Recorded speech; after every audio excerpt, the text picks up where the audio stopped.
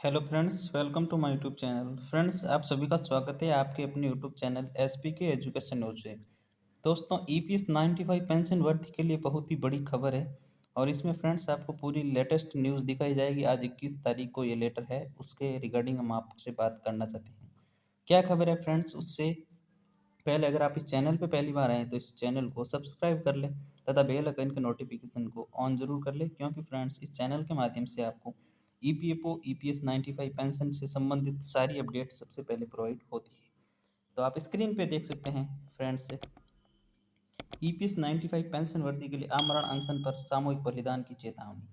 Commander Ashok Rao ji ने भी साथ साथ में चेतावनी दे दी है और देख सकते हैं आप पूरी आपको स्क्रीन पे आपको दिखाई दे रहा है जो पेंशनर्स बचाओ अभियान चलाया जा रहा है ईपीएस 95 पेंशन धारकों के द्वारा, जिसके तहत अब राष्ट्रीय संघर्ष समिति और इनसे जुड़े पेंशन धारकों ने साफ तौर पर लिखित चेतावनी दे दी है। और यदि ईपीएस 95 पेंशन में वृद्धि नहीं की जाती है तो हमारे सदस्यों की प्रतिदिन मौतें देखना तड़प तड़प कर मरने से अच्छा है।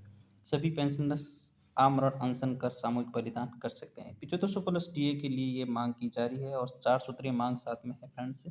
ईपीएस 95 पेंशन लेटेस्ट न्यूज़ के अनुसार सभी सांसदों, विधायकों, वित्त मंत्री, प्रधानमंत्री और श्रम मंत्री जी के नाम राष्ट्रीय संघर्ष समिति ने सभी पेंशन धारकों की मांगों को ध्यान में रखते हुए ईपीएस 95 पेंशनर्स बचाओ अभियान के तहत एक पत्र लिखा है, जिसमें निम्न बातों का उल्लेख किया गया है। ईपीएस 95 पेंशन लेटेस्ट न्यूज़ है आपकी, देख सकते हैं इसमें सामूहिक बलिदान की चेतावनी, संबंधित मंत्रियों को भी लिखा पत्र है।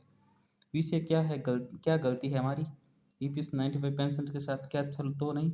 वर्ग ईपीएस 95 पेंशनर को सम्मानपूर्वक जीवन जीने के लिए न्याय प्रदान करने हेतु ये निवेदन किया गया है। देश के 67 लाख औद्योगिक, सार्वजनिक, सहकार, निजी क्षेत्रों से रिटायर्ड कर्मचारी यानी कि ईपीएस 95 पेंशनर्स, जिन्होंने अपनी सेवा काल में देश के नवनिर्माण में अपना खून पसीना बहाकर देश को समृद्ध बनाया, आज वही पेंशनर्स अत्यंत कम पेंशन मिलने के कारण अत्यंत दयनीय वे मरणासन अवस्था में जीवन जी रहे हैं। साथ ही परिवार व समाज में भी अपना सम्मान खोते जा रहे हैं। इन पेंशनर्स में हमारे अपने लोकसभा सदस्य, संसदीय क्षेत्र के पेंशनर का भी समावेश है। कर्मचारी पेंशन योजना ईपीएस 95 16 नवंबर 1995 से लागू की गई एम्प्लॉय फैमिली पेंशन स्कीम 1971 को बंद करके उसके सभी एसेस्ट एंड लाइबिलिटीज ईपीएस 95 योजना में सम्मिलित किए गए। किसी भी प्रकार की अन्य योजना पेंशन योजना का पर्याय न देते हुए सभी सदस्यों को इसी नई योजना ईपीएस 95 1995 योजना में सम्मिलित होने के लिए मजबूर किया गया। उसी वक्त 1971 के पूर्व कर्मचारियों को इसमें शामिल नहीं किया गया, उन्हें उनकी इच्छा पर निर्भर रखा। इस इसे पूरी पुरानी योजना में कर्मचारियों को काटा गया पैसा, जिसका आज का मूल्य लाखों में है और ईपीएस 95 योजना में जमा हो गया। इसके बाद कर्मचारियों ने अपनी पूरी सेवा के दौरान सरकारी नियमानुसार 417, 541 और 1250 रुपये प्रति माह पेंशन फंड में जमा करवाए गए। आज का मूल्य लगभग 15 लाख रुपए है। इन पेंशन वर्ध पेंशनरों को पेंशन दी जाती है वह मात्र है 300 से लेकर 3000 रुपये तक। ये राशि इतनी कम है कि इसे पति पत्नी का जीवन यापन तो दूर, इस वृद्धावस्था में इस राशि से औषधि उपचार का खर्च भी पूरा नहीं होता है। देख सकते हैं आप, दिनांक 7/1/1996 को देश के लगभग सभी समाचार पत्रों में कर्मचारी भविष्य निधि संगठन ईपीएफओ ने आधिकारिक तौर पर विज्ञापन देकर प्रसारित किया कि ईपीएस 95 योजना सरकारी पेंशन योजना से 10% से भी अधिक लाभदायक रहेगी। नई पेंशन योजना के अंतर्गत सेवानिवृत्त पर पेंशन संबंधी लाभ अधिकारी कर्मचारियों को प्राप्त होने वाले लाभों से अधिक है। सरकार कर्मचारी अपनी पेंशन पर महंगाई भत्ता वृद्धि प्राप्त करते हैं। नई पेंशन योजना के अंतर्गत इसका मूल्यांकन 3 वर्ष या उससे पूर्व किए जाने का प्रावधान है। सरकार इस मूल्यांकन को वार्षिक रूप से किए जाने पर सहमत हो गई। इस योजना में पूंजी की वापसी का भी प्रावधान है। ये सभी बातें कही गई थी। इन्हीं से विज्ञापनों से प्रभावित होकर उस समय कर्मचारियों का इस योजना के सदस्य की जबरदस्ती लागू करने का विरोध कम होता गया, क्योंकि सिर्फ भविष्य निर्वाह निधि जमा करने के लिए बहुत लुभावना प्रस्ताव उस वक्त केंद्र सरकार ने दिया था। लेकिन इसके बाद सन 2008 में पूंजी की वापसी व कम्यूटेशन और सन 2014 में वास्तविक वेतन पर उच्च पेंशन का प्रावधान भी एक तरफा इस योजना में समाप्त कर दिया गया। सन 2014 में माननीय प्रधानमंत्री महोदय ने कम से कम पेंशन की राशि 1000 करने की घोषणा की तो थी, लेकिन इसके साथ ही सन 2014 में ही योजना के नियमों में बदलाव कर पेंशन राशि की गणना जो पिछले 12 महीनों के औसत वेतन पर निर्धारित की जाती थी, उसे 60 महीने कर दिया गया, जिससे पेंशन की राशि और भी कम हो गई। हमारे संगठन ने पीड़ित ईपीएस 95 पेंशनर्स की आवाज़ को सरकार तक पहुंचाकर हम पेंशनर की उचित मांगों को मंजूर करवाने हेतु देश भर में पिछले 5 वर्षों से तहसील स्तर से लेकर राष्ट्रीय स्तर दिल्ली तक विविध प्रकार के कई आंदोलन किए गए हैं। माननीय श्रम मंत्री जी के साथ एनएससी प्रतिनिधियों की कई बैठकें संपन्न हुई। माननीय श्रम मंत्री महोदय ने हमारी बातें ध्यान से सुनी। अधीनस्थ अधिकारियों के साथ कई बैठकें भी करवाई गई, आश्वासन भी दिए गए, लेकिन मुख्य मांगों में संदर्भ निर्णय नहीं दिए गए। श्रम मंत्री जी की सलाह पर व सभ्यता पर विश्वास रखकर देश के सभी आंदोलन वापस ले लिए गए।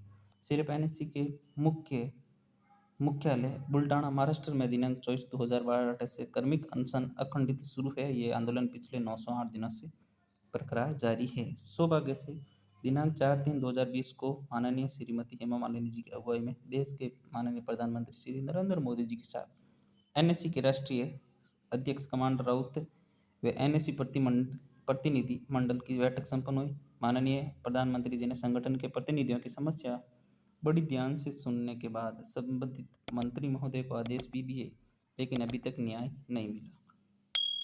माननीय प्रधानमंत्री जी के ध्यानाकर्षण के लिए ईपीएफओ के अनुचित व्यवहार व बर्ताव के विरोध में 6/4/2021 से 15/4/2021 तक देश के ईपीएस 95 पेंशनर विद्रोह दिवस आयोजित किया गया, जिसके अंतर्गत देश के सभी ईपीएफओ कार्यालयों में माननीय प्रधानमंत्री जी, माननीय अध्यक्ष सीबीटी के नाम से ज्ञापन दिए गए। दिनांक 1 जून 2021 को देशव्यापी उपवास भी रखा गया है, लेकिन उनसे इनको कोई फर्क नहीं पड़ा फ्रेंड्स सरकार को। और माननीय महोदय सम्मानपूर्वक पेंशन वर्दी हेतु 2008-9 में एक्सपर्ट कमेटी, 2013 में माननीय भगत सिंह जी कोश्यारी की अध्यक्षता में कोश्यारी कमेटी, फिर 2018 में हाई एम्पावर्ड मॉनिटरिंग कमेटी और फिर लेबर पर संसदीय समिति और समितियां बैठाई गई। मिनिमम पेंशन के विषय में कहा जाता है कि सेल्फ फंड स्कीम है, लेकिन सत्य यह है कि सरकार का अंशदान 1971 की पुरानी स्कीम में 1.16% था, आज भी 1.16% ही है। कोश्यारी समिति ने इसे बढ़ाकर 8.33% की सिफारिश की थी। ईपीएफ की ओर से कहा जा रहा है कि पेंशन वृद्धि बिना बजटरी सपोर्ट के संभव नहीं है। वास्तविक वेतन पर उच्च पेंशन के संबंध में सादर है कि ईपीएस 95 स्कीम में प्रावधान होने के बाद भी उच्च पेंशन नहीं दी जाती। मजबूरी में पेंशनर्स न्यायालयों में जाते रहे, जीतते हैं और ईपीएफ की ओर से विरोध श्रृंखला जारी रही। अंत में 4/10/2016 को सर्वोच्च न्यायालय ने ईपीएस 95 पेंशनर के पक्ष में आदेश दिया। इसी आदेश के अनुसार सभी शासकीय औपचारिकताओं की पूर्ति के बाद कर्मचारी भविष्य निधि संगठन ईपीएफओ ने 23/3/2017 को परिपत्र भी जारी कर दिया, जिसकी घोषणा श्रम मंत्री जी के द्वारा लोकतंत्र के सबसे बड़े न्यायालय यानी संसद में की गई। लेकिन बाद में ईपीएफओ ने 31/5/2017 को इंटरिम एडवाइजरी जारी कर उच्च पेंशन पत्र पर रोक लगा दी। अब तो ईपीएफओ ने स्वयं के पत्र 23/3/2017 के परिपत्र को अवेंस रख दिया गया है। और इसमें देख सकते हैं यहाँ पे क्या क्या है। 4 सूत्रीय मांगे। मेडिकल सुविधा के विषय में मंत्री जी संसद में अपने समय समय पर सांसदों को सदस्यों को पत्र लिखकर अवगत कराया कि विचाराधीन जो योजना विचाराधीन है, कार्य चल रहा है, ईपीएफओ दलील दे रहा है, इसकी में मेडिकल सुविधा का कोई प्रावधान नहीं है। तो ये देख सकते हैं संसद में ये 7500 प्लस महंगाई भत्ते की और 31/5/2017 को पत्र वापसी का ये पत्र भी आपको मैं दिखा दूंगा फ्रेंड्स। वीडियो आपको अच्छा लग रहा है तो लाइक ज़रूर करें और दोस्तों के साथ शेयर ज़रूर करें। देखिए इसमें यहाँ पे ये लेटर लिखे गए हैं, देख सकते हैं 16/6/2021 को ईपीएस 95 संघर्ष समिति के कमांडर अशोक राव जी ने लेटर लिखा था सभी के लिए।